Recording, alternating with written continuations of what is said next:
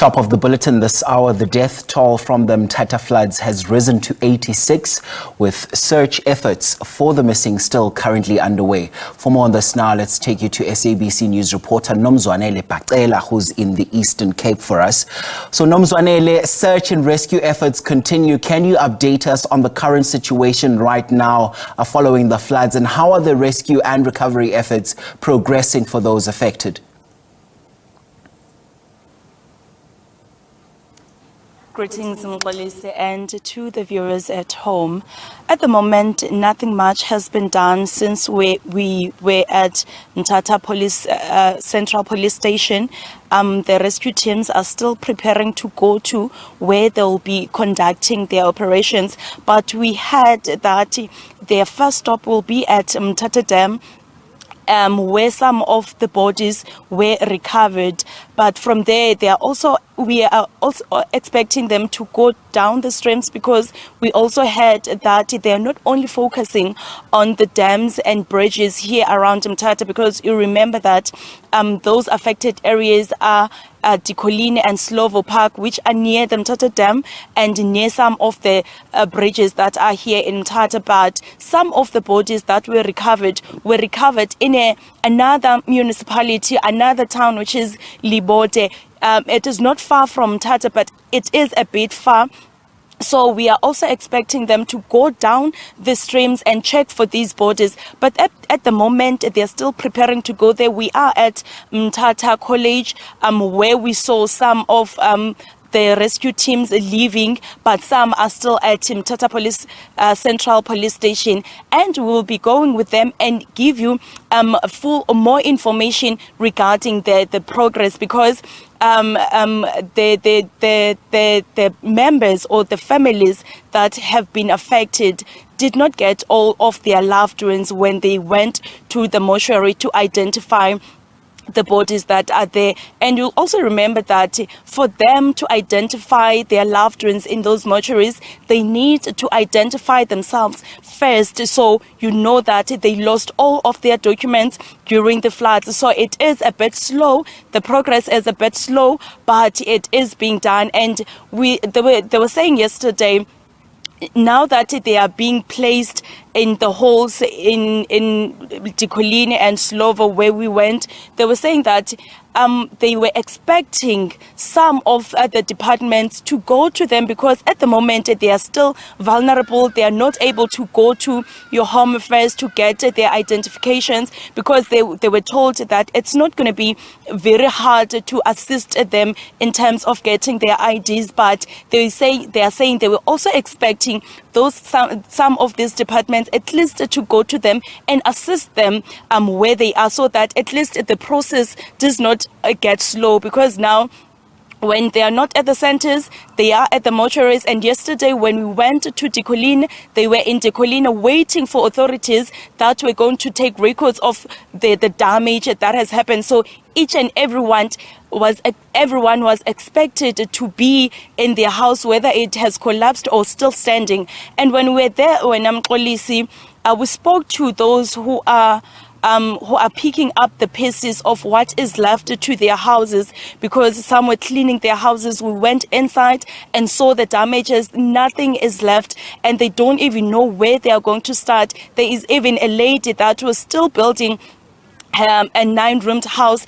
Everything was down, nothing inside, but they were so frustrated, saying that they are at least expecting the government to intervene. Some were saying they no longer want to go back there. They just went to those houses to retrieve what was left and then go maybe rent. And because they don't want to stay long at the centers where they are placed, so they're saying if they don't get help, that they'd rather go and rent houses than going back to where the floods occurred, because they are saying they do not feel safe. Yes, it is the first time that they are experiencing floods like this, because they're saying floods had happened before in 2011, in 2019, but no one died before. So they're saying they no longer feel safe, and they are really calling for government to at least do what they are promised to do, which is to take them to areas where they will be safe and place them there.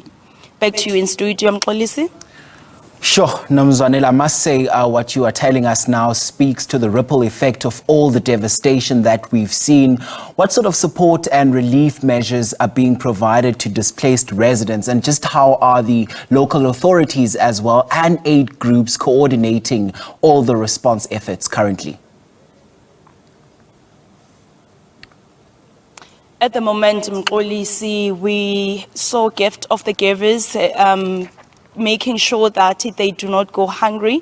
They are giving them hot meals. They were saying, even them, those people that are affected, saying that they've been getting blankets, clothes, because they were even wet when they left their homes. They had nothing to wear. So they were saying that they got clothes. They are being provided with food, and we also saw that they were even being provided with water, because one of the challenges that everyone here in Mthatha was facing was water shortages. At least there was no water at all, in fact, Mxolisi. So at least they were getting water, and they were also being assisted in terms of going to the mortuaries and identify their loved ones. There's also counseling that the authorities mentioned that they're giving them, because they want them at least to be able to cope. And when we spoke to some of them, they did really confirm that they are getting counseling, but they were even saying now that they are getting counseling, at least they are trying to come to terms with what has happened. And Nomzwanele, I must say, as the residents try to at least pick up the pieces of what's left of their lives at this current stage, I'm sure you've managed to gauge a sense in some of the temporary shelters. What are you hearing there on the ground? What is it that they are telling you at this stage? I'm sure they must be devastated.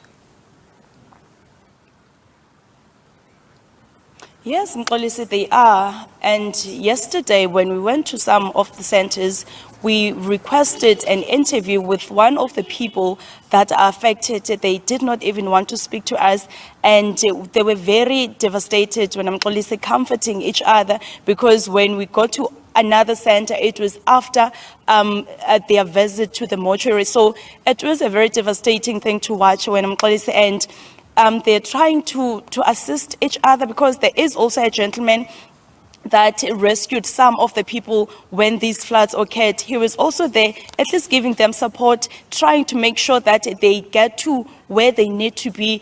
And it's still painful, Mxolisi. You can't even conduct an interview with some of these people, because some have not even managed to get or identify their loved ones, because when we got there, one of the ladies was even asking a local chief to assist her get a TLP. She wanted to go to the rivers where she thinks her children are and try to find them herself, even though we know that there are rescue teams that are on the ground searching for these bodies. And the rescue team did, when I'm listening, say that they will continue searching and until at least everyone has been identified, every family member has managed to recover their loved ones. So until then, they will continue searching. Even down the stream, they won't only search where these floods occurred, but they'll try to be on the ground until every family member has been identified. They even called on those family members to at least go to the police station and report their loved ones as the missing people, because they are saying, if these people can go to the police station and register or record that they lost so and so, at least they will know who they are looking for and the number of the people that they are looking for. So at the moment, they were still calling on the communities to go to the police station and report their loved ones as missing persons. So at least they also get to know that, okay, at least we've done this much. The number of the remaining bodies is this much. Right, that's our very own Nomzwanele Mngoma providing us live updates from the flood-affected areas in Mthatha in the Eastern Cape. Thanks very much indeed.